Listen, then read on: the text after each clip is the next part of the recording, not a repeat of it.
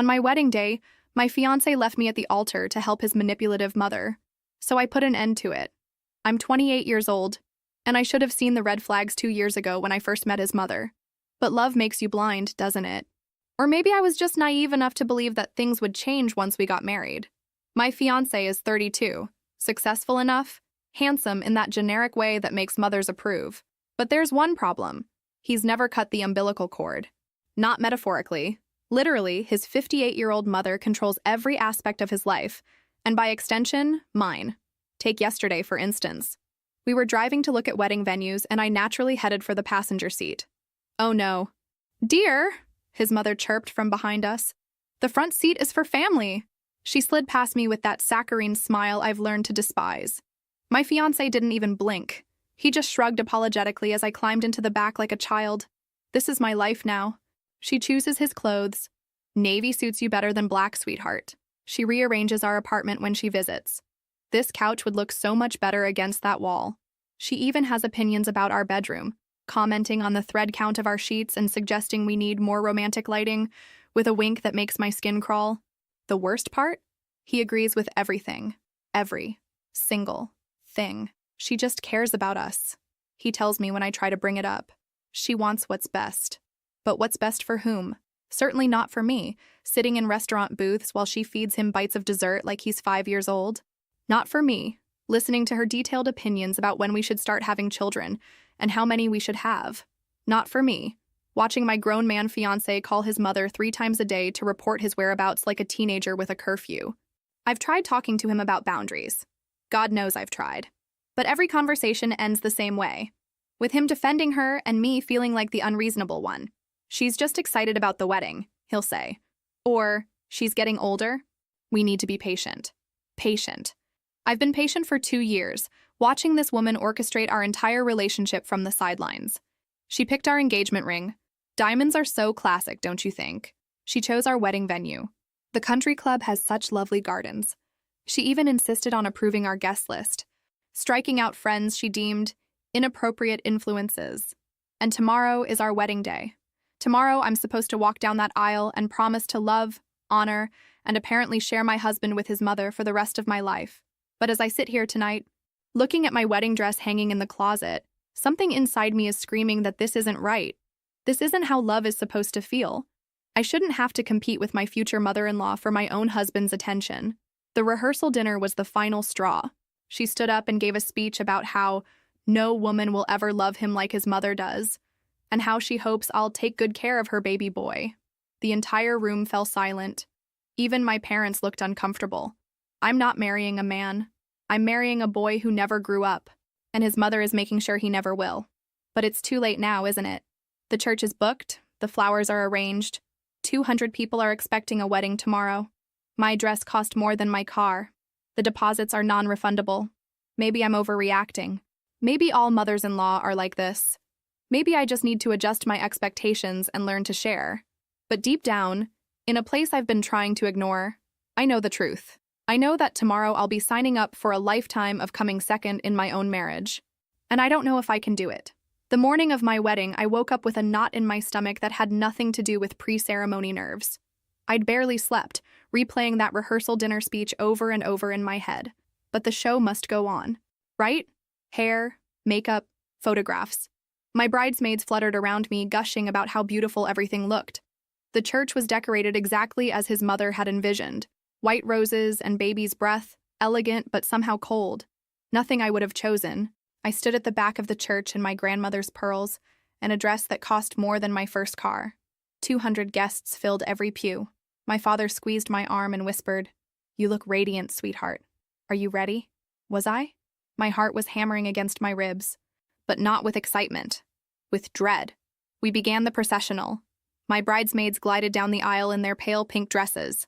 Another choice made by his mother, naturally. Then it was my turn. Every face turned toward me, smiling, expectant. There he was, waiting at the altar in his navy suit, the one she'd insisted he wear. He looked nervous, fidgeting with his tie. Behind him stood his best man, his cousin who'd flown in from Seattle. And there, in the front pew, sat his mother in an elaborate cream-colored dress that was definitely too close to white for wedding etiquette. She was beaming like she was the bride, The ceremony began beautifully. The minister spoke about love, commitment, partnership, all the things I'd hoped to find in marriage. We reached the exchange of vows, the moment I'd been both anticipating and dreading. The minister asked if anyone had objections to this union. The church fell silent, as churches do during that ceremonial pause. And then it happened. A loud gasp echoed through the sanctuary, followed by the sound of someone collapsing. His mother had suddenly clutched her chest and slumped forward in her pew, her face contorted in apparent agony. "My heart!" she wailed. "Something's wrong with my heart!" The congregation erupted in concerned murmurs. Someone shouted to call an ambulance. My future father-in-law looked genuinely panicked. But I knew. God help me. I knew exactly what this was. My fiancé didn't hesitate. He stepped away from me, from the altar, from our vows, and rushed to his mother's side. Mom, what's wrong? Someone call 911. I stood there in my wedding dress, holding my bouquet, watching the man I was supposed to marry choose his mother over me at the most important moment of our lives. The minister looked confused. Guests were standing up to get a better look, and my parents were staring at me with a mixture of concern and mortification. This was it. The moment of truth that I'd been unconsciously preparing for during 2 years of being pushed aside, dismissed, and relegated to second place. I walked down from the altar, my heels clicking against the marble floor. The sound seemed to echo in the chaos. I approached my fiancé, who was kneeling beside his mother, holding her hand. "Choose," I said quietly, but my voice carried in the acoustics of the church. He looked up at me, confused.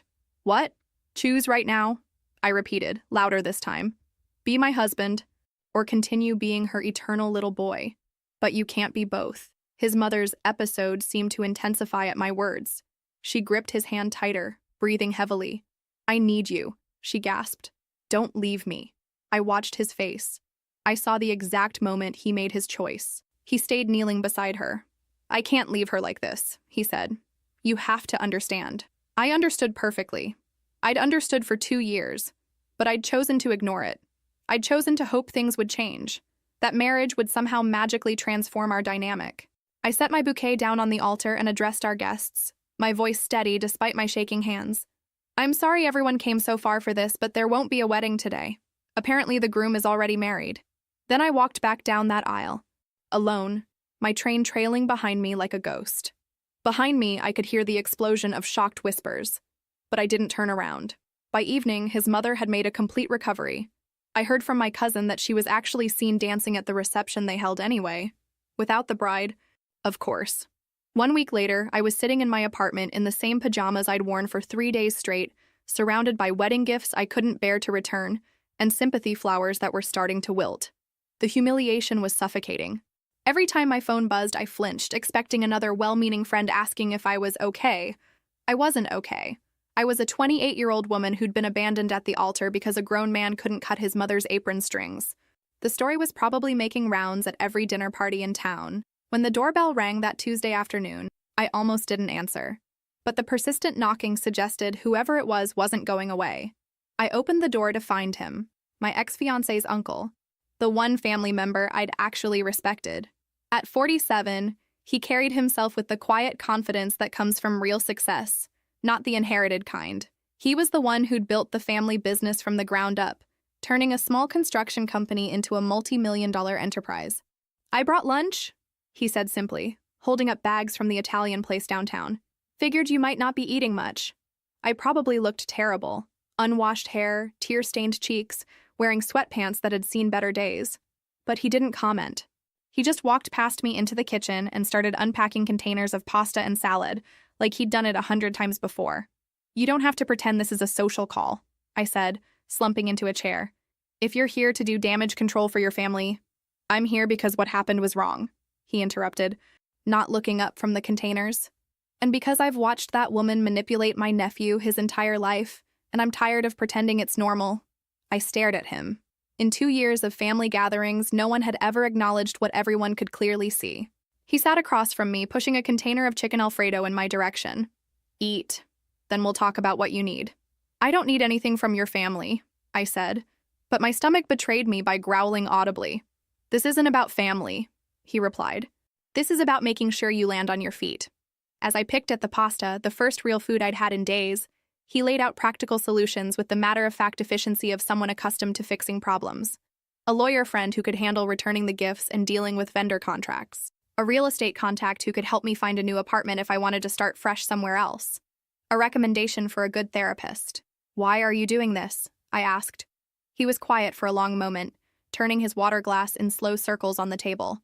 "Because I've been married for 22 years to a woman I don't love, and I know what it's like to wake up every day in the wrong life," he said finally.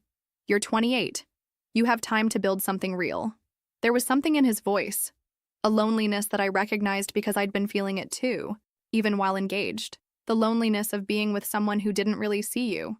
"I keep thinking I should have known better," I admitted. "All the signs were there. Love makes us stupid sometimes," he said with a slight smile. "But stupidity isn't permanent. What matters is what you do next." Over the next hour, we talked. Really talked. He listened without trying to fix me or tell me everything happens for a reason. He didn't minimize what had happened or suggest I'd dodged a bullet. He just acknowledged that it hurt, and that the hurt was valid. When he left, I felt something I hadn't experienced in months. Relief. Not happiness, not yet. But relief. Like someone had finally told me it was okay to be angry about being treated badly. I looked around my apartment. Our apartment. Technically, since my ex's name was still on the lease. Tomorrow I'd call the lawyer. Tomorrow I'd start the process of untangling my life from his. But tonight, for the first time in a week, I was going to shower and put on clean clothes. It seemed like a small thing, but it felt like the first step back to myself. 6 months after the wedding that never was, I was finally starting to feel like myself again. The lawyer had been worth every penny. Efficient, discreet, and completely professional about handling the mess of canceled vendors and returned gifts. I'd found a cozy one-bedroom apartment across town, away from all the places that held memories of him. The therapy sessions were helping too. Dr. Martinez, I'd started calling her Maria after she insisted, helped me understand that what I'd experienced wasn't just a failed relationship, but a pattern of emotional manipulation that had slowly eroded my sense of self-worth. "You're rebuilding your identity," she'd told me during our last session. "That takes time, but you're making remarkable progress." The new job at the marketing firm downtown was exactly what I needed. Challenging enough to keep my mind busy, with colleagues who knew nothing about my personal drama. I was good at it too, which felt like a revelation after months of being made to feel like my opinions didn't matter. He'd been checking in regularly, my ex's uncle. Never intrusively, just a text every few weeks asking how I was settling in, if I needed anything. Sometimes he'd recommend a book he thought I'd like, or mention a new restaurant worth trying. It was the kind of friendship I'd never experienced with a man, completely without agenda, based on genuine respect and mutual understanding. We'd started meeting for coffee occasionally, usually on Saturday afternoons at a quiet place near the river. He'd tell me about the challenges of running his business, the satisfaction of building something from nothing. I'd share stories from my new job, my small victories in rediscovering who I was outside of that suffocating relationship. "You seem different," he observed during one of our conversations, stirring sugar into his espresso. "Stronger." "I feel different," I admitted. "Like I'm finally allowed to take up space in my own life." He smiled at that, the kind of smile that reached his eyes. That's exactly how it should be. What struck me most about our friendship was how he listened. Really listened. When I talked about my ideas for improving processes at work, he didn't dismiss them or suggest modifications. He asked thoughtful questions, challenged my assumptions in ways that made me think harder, better. It was intoxicating, being treated like an intellectual equal by someone I respected. "Your ex-nephew is an idiot," I'd told him once, making him laugh, a genuine, surprised sound. "Yes, well, intelligence isn't hereditary," he'd replied. "Neither is wisdom, unfortunately." He never talked much about his own marriage, but I could read between the lines. 22 years of going through the motions, of sleeping in the same bed as someone who'd never really known him. His wife was perfectly nice, perfectly appropriate. I'd met her at family gatherings, but there was no spark there, no connection deeper than shared social circles and financial comfort. I found myself looking forward to our conversations more than I probably should have. He had this way of making me feel seen, valued, intellectually stimulated. After years of having my thoughts dismissed or ignored, it was like discovering I had a voice that someone actually wanted to hear. "I've been thinking about what you said last week," he told me one afternoon, "about expanding the company's environmental initiatives. I've scheduled a meeting with some consultants next month. The fact that he'd not only remembered my suggestion but acted on it made something warm unfurl in my chest. This was what partnership looked like. Two people building something together, respecting each other's contributions. I was learning what it meant to be valued for my mind, not just tolerated as an accessory to someone else's life. And for the first time in years, I was excited about my future. 1 year after the wedding disaster, I was sitting across from him at our usual coffee shop when I realized I was in trouble. Not the kind of trouble that ruins your life, the kind that changes it completely. He was telling me about a business trip to Seattle, describing the city's energy and innovation, when he paused mid-sentence and looked at me with an expression I'd never seen before. Something had shifted in the air between us, a recognition that we both felt but neither wanted to acknowledge. "I should probably head home," he said quietly, checking his watch even though we'd only been there for 30 minutes. But he didn't move to leave. Neither did I. "This is complicated," I whispered, voicing what we'd both been dancing around for months. He nodded, running his hand through his graying hair, a gesture I'd come to find incredibly attractive, though I'd tried not to notice. Very complicated. The attraction had been building slowly, so gradually that I'd managed to pretend it wasn't happening.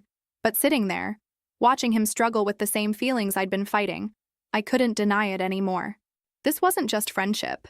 This was something much deeper and infinitely more dangerous. Over the following weeks, our coffee meetings became more infrequent. When we did see each other, there was a tension that made casual conversation nearly impossible. We were both trying to step back from whatever was growing between us, but the connection we'd built was too strong to simply ignore. He started marriage counseling with his wife. He told me this during what would be our last coffee meeting for several months. "I owe it to both of us to try," he said, but his eyes looked hollow. 22 years is a long time to throw away. I respected his decision even as it broke my heart in ways I wasn't prepared for. He was doing the honorable thing, trying to save his marriage before acknowledging feelings for another woman. It was exactly what I would have expected from a man of his integrity. "I think we need some space," he said, and I agreed, even though the thought of losing his friendship felt like losing a limb. The next few months were some of the hardest I'd experienced since the altar incident. I threw myself into work, took up pottery classes, started training for a half marathon, anything to keep my mind occupied. But nothing could fill the space he'd left in my life. I dated a little.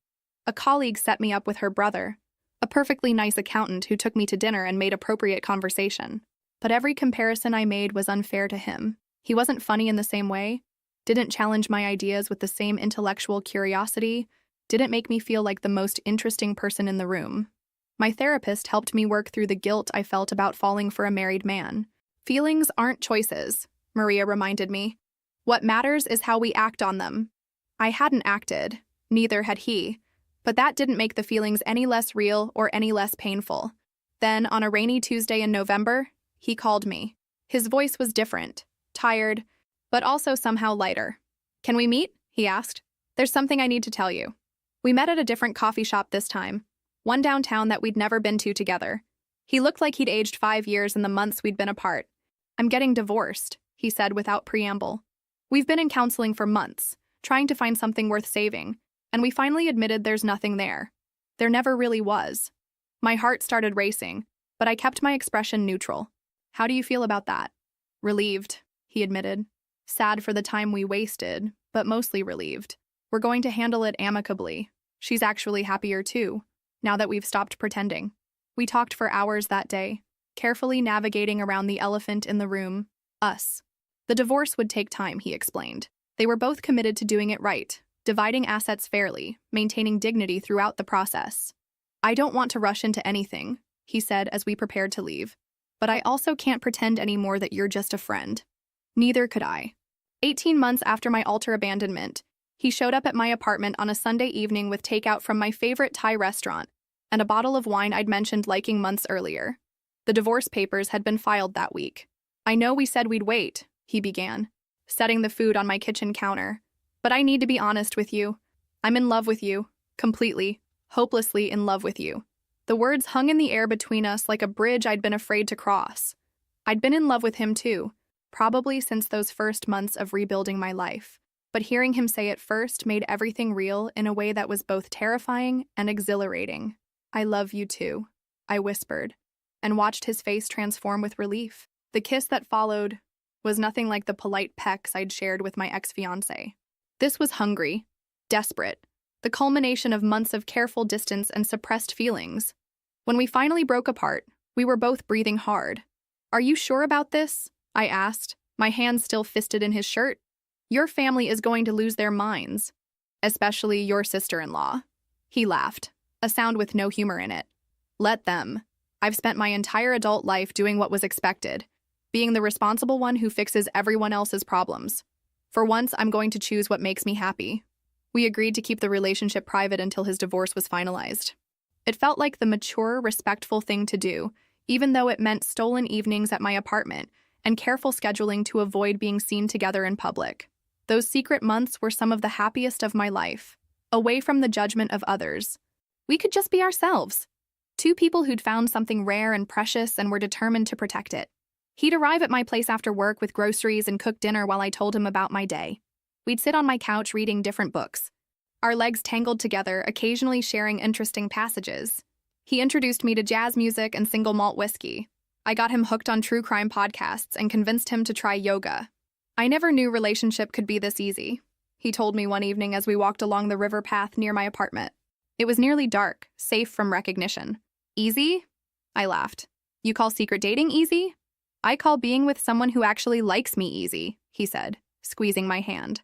"Someone who laughs at my jokes and argues with my opinions and makes me want to be better than I am." The contrast with my previous relationship was stark and painful. With my ex-fiancé, I'd constantly felt like I was performing, trying to be the version of myself that would earn approval from him and his mother.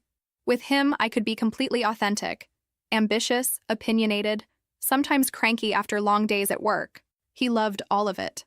We talked about everything: books, politics, childhood memories, dreams for the future.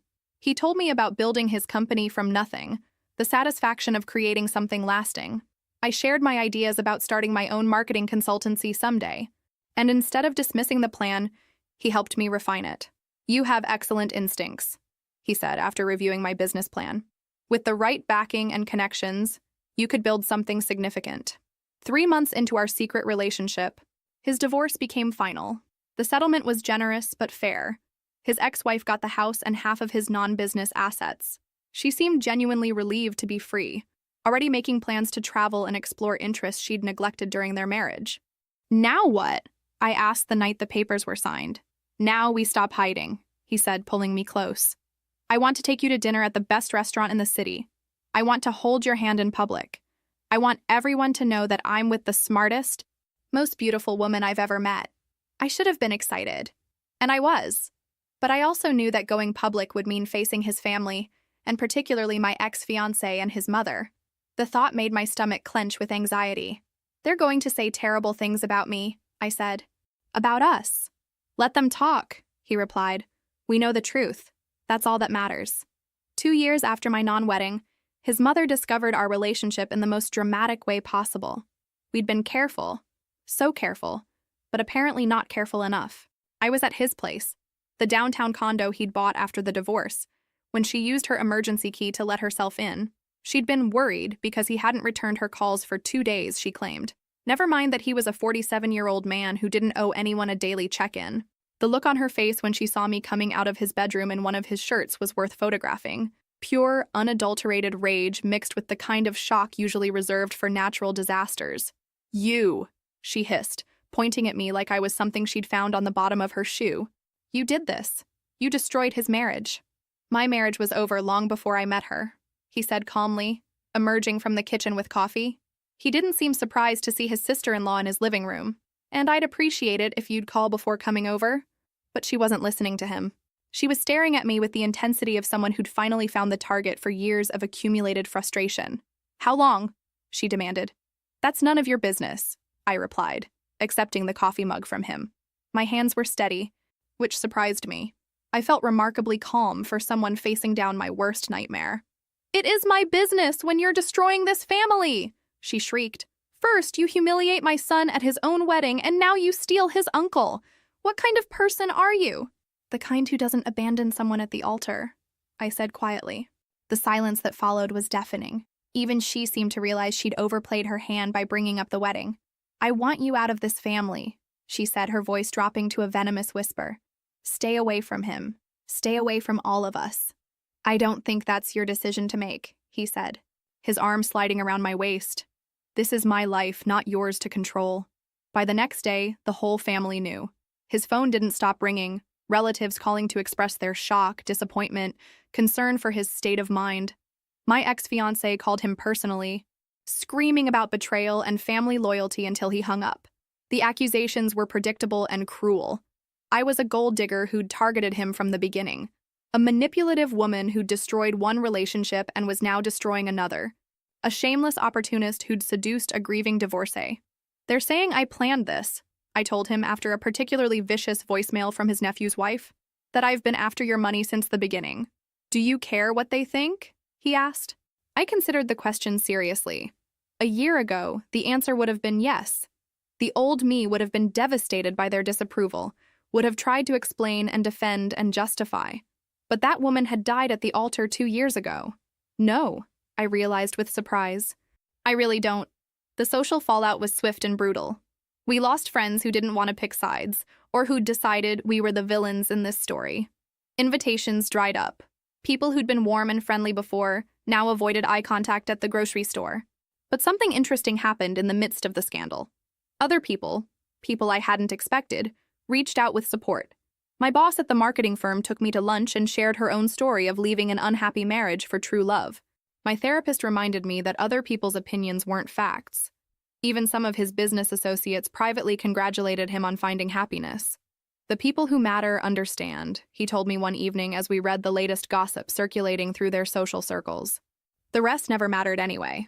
3 weeks after the discovery, we went public officially, attending a charity gala together. He introduced me as his partner to everyone we met, his hand never leaving the small of my back, his pride in our relationship evident to anyone paying attention. The whispers followed us around the room, but we danced anyway. And for the first time in my life, I understood what it felt like to be with someone who was proud to claim me, who didn't care what anyone else thought as long as we were together. No regrets? He asked as we swayed to the orchestra's rendition of an old jazz standard. Not a single one, I replied, and meant it completely. 2 years and 3 months after the altar incident, we made the decision that would change everything. We were going to get married.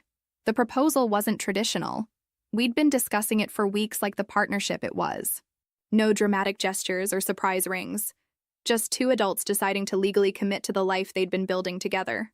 I want to do this right, he told me as we sat in his lawyer's office, discussing prenuptial agreements and estate planning. I want you protected, no matter what happens. The prenup he proposed was unlike anything I'd ever heard of. Instead of protecting his assets from me, it guaranteed me a significant portion of everything he'd built. 60% of the business, ownership of properties, investment portfolios, a true partnership in every sense. This is insane, I said, staring at the documents. What if we don't work out? Then you'll still be set for life, he replied simply. You helped me remember what happiness feels like. That's worth more than money. But the real shock came when he announced his intentions to the family. Not about the marriage. They'd suspected that was coming. About the changes he was planning to make. For years, he'd been the family ATM, subsidizing his nephew's lifestyle, paying for his sister-in-law's shopping sprees, covering car payments and vacations and emergencies both real and imagined. The family had grown accustomed to his generosity, had come to see it as their right rather than his choice. That stops now, he announced during a family dinner we'd been foolish enough to attend. My priority is my wife and the family we plan to build together. The explosion was immediate and fierce. How could he abandon family for some woman who'd already proven she was destructive? How could he be so selfish after everything they'd done for him? What exactly have you done for me? He asked calmly, cutting through the hysteria. Because from where I sit, I've been the one doing all the giving. My ex-fiancé was the most vocal in his outrage. She's turned you against us, he accused. This isn't who you are. You're right, he agreed. This isn't who I was. I was an enabler who confused financial support with love. I'm not doing that anymore. The wedding itself was elegant and intimate. 50 guests who genuinely celebrated our happiness rather than coming to gawk at the scandal. My parents, who'd come to adore him, walked me down the aisle together. His few remaining family members who'd chosen our side over the dramatics sat with genuine smiles. His ex-wife even sent a beautiful congratulations card with a handwritten note. I hope you both find the happiness we couldn't give each other. The ceremony was everything my first almost wedding wasn't. Authentic, meaningful, centered on our actual relationship rather than someone else's vision. When the minister asked if anyone objected, we both laughed, remembering the dramatic scene from 2 years earlier. No one collapsed, no one interrupted. We exchanged vows we'd written ourselves, promising partnership, respect, and the kind of love that makes both people stronger. The reception was held at a boutique hotel downtown, decorated with flowers I'd actually chosen. As we danced to our song, the same jazz standard we'd danced to at that first public appearance, I marveled at how different everything felt. "Mrs. Patterson," he whispered in my ear, using my new name for the first time. "I like the sound of that," I replied, though it would take time to get used to. But even in our happiness, we knew the real challenges were just beginning. The family had made it clear they viewed our marriage as a betrayal, and the financial changes he'd announced would hit them hard. For years, they'd lived beyond their means, subsidized by his generosity. My new mother-in-law had been particularly venomous, telling anyone who would listen that I'd manipulated a vulnerable man during his divorce. The irony wasn't lost on me. She, who'd manipulated her own son his entire life, accusing me of manipulation for encouraging independence. "They'll come around," my new husband said optimistically as we packed for our honeymoon in Italy. "No, they won't," I replied, and I was okay with that. But it doesn't matter. We don't need their approval to be happy. The honeymoon was a revelation. 2 weeks of exploring Tuscany, eating incredible food, making love without worrying about who might see us together.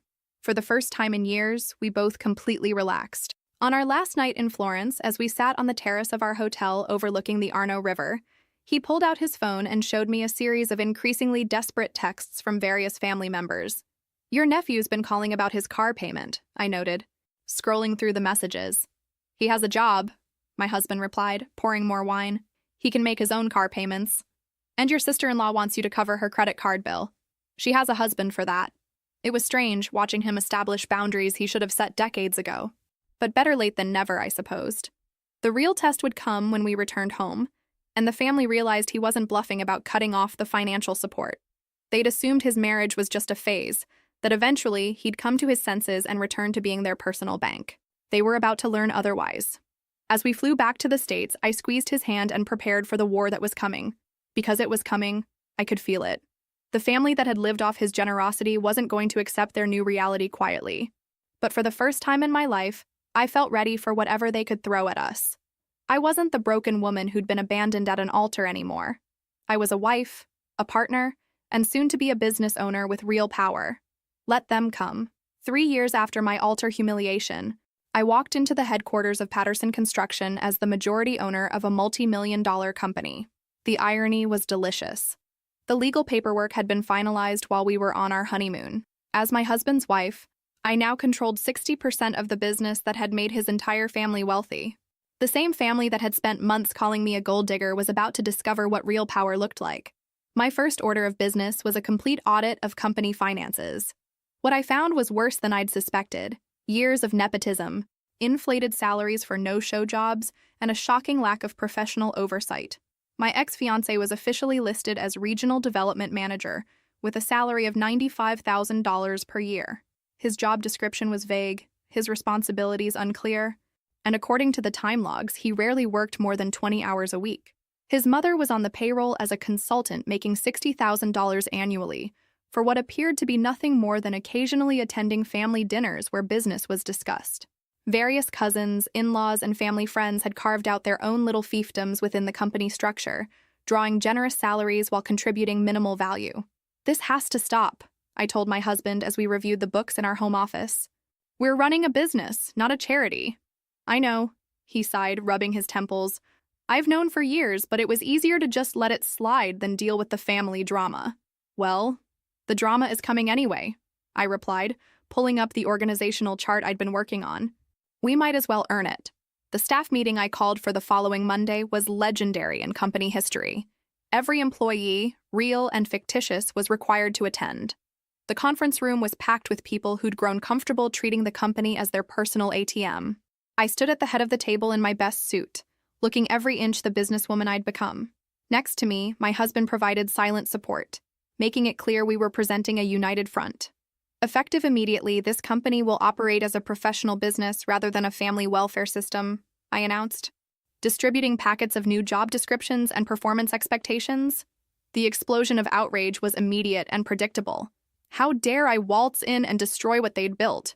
Who did I think I was anyway? I'm the majority owner, I replied calmly to my ex-fiancé's red-faced shouting, and these changes aren't suggestions. The new policies were simple but revolutionary for this family business. Employees would work full-time hours for full-time salaries, performance would be measured and reviewed quarterly, and positions would be justified by actual business needs. Anyone unable or unwilling to meet professional standards was welcome to seek employment elsewhere. My ex-fiancé lasted exactly 2 weeks under the new regime. Faced with actual work expectations and performance metrics, he submitted his resignation with a scathing letter about how I'd corrupted his uncle and destroyed the family business. His mother's consulting contract was terminated immediately. There was no legitimate business justification for her position, and her primary qualifications seemed to be having opinions about things that weren't her concern. Over the following months, we trimmed the workforce by 30%, eliminating redundancies and phantom positions. The remaining employees, those who actually contributed value, received significant raises and better benefits. Company profits increased by 40% in the first quarter after restructuring. "You've transformed this place," my husband told me as we reviewed the quarterly reports. "I should have done this years ago." "You weren't ready years ago," I replied, "and you didn't have a partner who understood business operations." The family's response to their new financial reality was swift and vicious. We received angry phone calls, threatening letters, and social media posts calling me every name in the book. My ex-fiancé started a whisper campaign claiming I'd stolen his inheritance and manipulated his uncle into abandoning his family responsibilities. But the numbers didn't lie. The company was more profitable, more efficient, and more professionally managed than it had ever been. Our remaining employees were happier and more productive. Our clients were receiving better service. "No regrets?" my husband asked one evening as we celebrated landing a major new contract. I looked around our beautiful home, thought about the thriving business we were building together, considered the life of purpose and partnership we'd created. "Not a single one," I replied, raising my wine glass in a toast. "To cutting dead weight. To new beginnings," he countered, and we drank to the future we were building, free from the family that had never deserved his generosity anyway.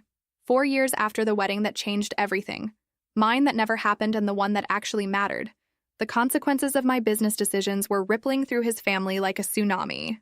My ex-fiancé, now 36, was working his first real job in over a decade. The software company that hired him as a junior marketing associate was probably unaware they'd employed a man who'd never actually had to show up consistently anywhere in his adult life.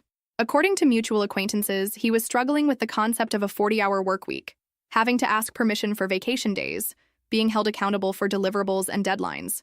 The basic realities of employment that most people learn in their 20s were foreign concepts to someone who'd coasted on family money his entire career. His mother's situation was even more dramatic. Without her consulting income and the various financial supports my husband had provided over the years, she'd been forced to sell her expensive townhouse and move into a modest apartment across town. "She's working at a department store," my husband reported after running into a family friend at the grocery store.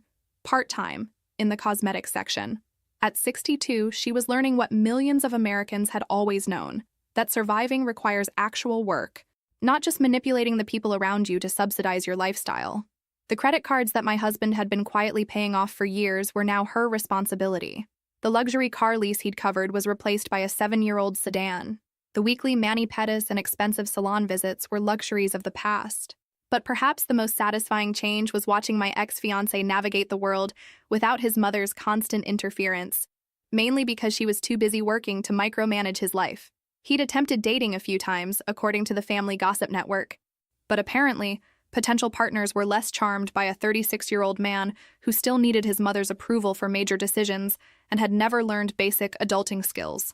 He asked his mother's permission before ordering dinner on a first date, one of my former bridesmaids told me during a chance encounter at the farmer's market. The woman left before dessert. Meanwhile, my husband and I were thriving in ways that would have been impossible under the old family dynamic. Without the constant drain of supporting ungrateful relatives, we'd been able to expand the business significantly. We'd acquired 2 smaller construction companies, opened a branch office in the next state, and diversified into commercial real estate development. I'd proven to have excellent instincts for investment opportunities and business strategy. "You should consider an MBA," my husband suggested one evening as we reviewed proposals for a major downtown development project. "You have natural talent, but formal training would take you to the next level." I was already enrolled in evening classes at the local university's executive program. At 31, I was finally pursuing the advanced education I'd put on hold for a relationship that had never valued my ambitions anyway. The contrast with my old life was stark and sometimes surreal. 4 years ago, I'd been a woman whose opinions were dismissed, whose dreams were considered impractical, whose worth was measured primarily by how well I accommodated other people's needs. Now I was co-running a multi-million-dollar company, pursuing an advanced degree, and married to a man who actively encouraged my ambitions rather than merely tolerating them. "I got a Christmas card from your nephew," I mentioned to my husband one December evening, showing him the generic holiday greeting that had arrived in our mail. Inside, my ex-fiancé had written a brief note. "Hope you're both well. Things are good here. Working hard and learning a lot." There was no anger in the message, no bitterness or blame, just the simple acknowledgement of someone who'd finally been forced to grow up and was perhaps discovering that independence, while challenging, had its own rewards. "Think he's learned anything?" my husband asked, reading the note. "I think he's learned that his mother can't solve all his problems," I replied. Whether he's learned to solve them himself remains to be seen. We never responded to the card, but I kept it tucked in my desk drawer as a reminder of how far we'd all come from that dramatic scene at the altar 4 years earlier. Some lessons can only be learned the hard way. Some people only grow when they have no other choice. And sometimes, the best thing you can do for someone is to stop enabling them to remain weak. 5 years after my altar abandonment, I was standing in my corner office overlooking the city, one hand on my growing belly, the other holding a business magazine featuring our company on the cover. "Regional construction firm becomes state powerhouse," read the headline above a photo of my husband and me at a recent groundbreaking ceremony. At 32, pregnant with our first child, I was living a life I couldn't have imagined during those dark days after my wedding disaster. The scared, people-pleasing woman who'd been willing to share her husband with his manipulative mother felt like someone I'd known in another lifetime. The phone on my desk buzzed with yet another interview request. Ever since the magazine article, journalists had been fascinated by our story, particularly the angle of how dramatically the company had transformed under new management. Of course, they had no idea about the personal drama behind the business success. To them, I was simply the young wife who'd helped modernize her husband's traditional family business. They didn't know about the altar, the secret courtship, the family explosion, or the satisfaction of watching entitled relatives learn to support themselves. A knock on my office door interrupted my thoughts. My assistant poked her head in with a bemused expression. "There's someone here to see you," she said. "Says she's family. Should I tell her you're busy?" Through the glass partition, I could see her, my former almost mother-in-law, looking older and more worn than I remembered. Her expensive clothes had been replaced by a simple department store ensemble. Her perfectly maintained hair showed gray roots, and her face bore the lines of someone learning to live without financial cushions. "Send her in," I said, curious despite myself. She entered my office with none of her former imperious confidence. The woman who'd once commanded every room she entered now seemed diminished, uncertain. "You've done well for yourself," she said, looking around at the tasteful decorations and city view. "Thank you," I replied neutrally, not offering her a seat. "What can I do for you?" "I wanted to apologize," she said, the words clearly difficult for her to speak, "for the things I said about you, for the way I treated you." I waited, saying nothing. "I was protecting what I thought was mine," she continued, her voice barely above a whisper. "My son, my family, my place in the world. I didn't understand that I was actually hurting everyone, including him. And now you do understand?" I asked. She nodded slowly. He's learning to be independent, finally. It's been hard for both of us, but I think it might be good for him. He seems more confident lately, more like a real man instead of your little boy," I finished. "Yes." She looked directly at me for the first time since entering. "You were right about the wedding day, about making him choose. I did manipulate that situation, and I've regretted it every day since." The apology was unexpected but not entirely surprising. Desperation has a way of clarifying people's perspectives. "How is he?" I found myself asking. "Better than I expected," she admitted. "He got a promotion at work last month. He's dating someone, a nice woman who doesn't take his nonsense. He pays his own bills now, makes his own decisions. He's becoming the man I should have let him be years ago." "And you?" "I'm learning too," she said with a rueful smile. "Learning that the world doesn't end when you can't control everything. Learning that working for a living isn't the worst thing that can happen to a person." We stood in silence for a moment, Two women who'd been on opposite sides of a war that neither of us had truly wanted to fight. "I don't expect forgiveness," she said finally. "I just wanted you to know that I understand now why you did what you did. And I wanted to tell you that despite everything, I think my brother-in-law is happier than I've ever seen him. You make him happy in a way his first wife never did." After she left, I sat back down and placed both hands on my belly, feeling the baby kick. This child would grow up in a household where love wasn't conditional on control, where parents encouraged independence rather than dependence, where healthy boundaries were maintained with extended family. My phone buzzed with a text from my husband. "How did the appointment go? Everything okay with little one?" "Perfect," I typed back. "Both of us are thriving." And we were. Against all odds, despite the family drama and social scandal, despite being abandoned at an altar and falling in love with a married man, despite all the reasons this shouldn't have worked out, we were thriving. Sometimes the best revenge really is living well. 7 years after the wedding that never was, I was hosting a dinner party in our newly renovated home, my 2-year-old daughter playing at my feet while my husband grilled steaks on our terrace. The guests were a mix of business associates, genuine friends, and family members who'd chosen relationship over drama, a carefully curated group of people who genuinely celebrated our success rather than resented it.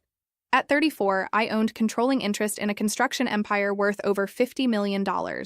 I had completed my MBA with honors while managing both pregnancy and business expansion.